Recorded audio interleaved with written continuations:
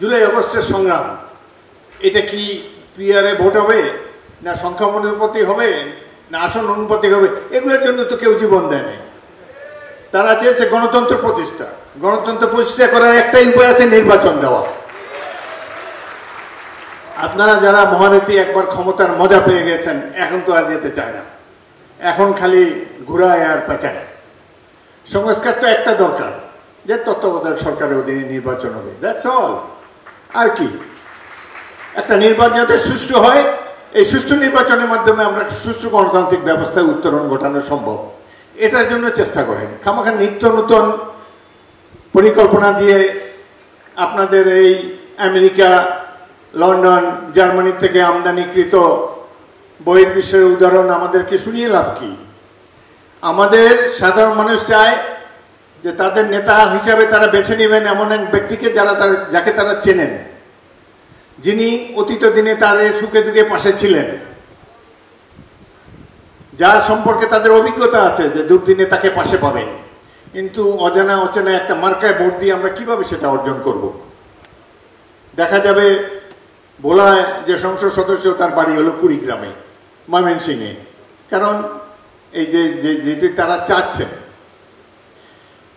সংস্কার প্রস্তাবে যে এতদিন মিটিং হচ্ছে, কি মিটিং হচ্ছে এগুলা? দেখা যায় যে 34টা দল একদিকে, আর দেশের সবচেয়ে জনপ্রিয় রাজনৈতিক দল বিএনপি একা দাঁড়িয়ে আছে। মনে হয় যেন 34 ভার্সেস 1। ভাই, বিএনপি সমর্থক সংখ্যা কত আর এই 34টার সদস্য সংখ্যা কত? একবার হিসাব নিলেই তো বের হয়ে যাবে। কিন্তু এখন দেখা যাচ্ছে যে না, অধিকাংশই এটা চায় ওইটা চায়, এসব বোঝাচ্ছে। পৃথিবীর ইতিহাসে কোথাও নাই অনির্বাচিত ব্যক্তিরা সংবিধান সংশোধন করে। এখানে সেটাই প্রস্তাব দেওয়া হয়েছে। জনগণের সম্মতি ছাড়া, পার্লামেন্টের সম্মতি ছাড়া কিভাবে সংবিধান সংশোধন করতে চায়?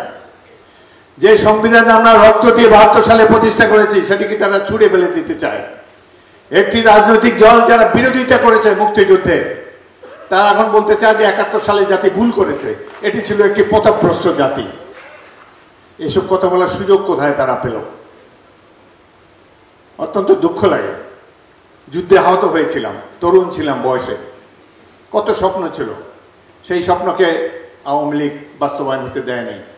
পরবর্তীকালেও সাধারণ মানুষের অধিকারকে বারবার দাবিয়ে রাখা হয়েছে, যার জন্য মাত্র 1 বছর আগের এই যে তাদের সন্তানেরা যে ত্যাগ তিতিক্ষা করলো, সেটির তো কোনো মূল্য নাই। এটার কৃতিত্ব অন্যরা হাইজ্যাক করার চেষ্টা করছে। আমি তো বললাম, আমার এলাকায় কারা জীবন দিয়েছে? ঢাকা বিশ্ববিদ্যালয়ে একজন ছাত্র শহীদ হয় নাই। কিন্তু দেখা গেল যে সাধারণ মানুষ কিছুই না।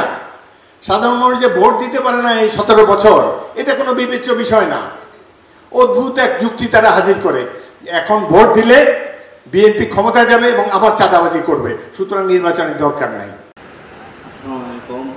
আজকের আয়োজিত আইবি হারানো বেদনা অন্য কেউ বুঝতে পারে না। কিন্তু গত 1 বছরের জুলাই যে সেনাবাহিনীর একজন মেজর, তার নেতৃত্বে এবং তার ওয়াইফ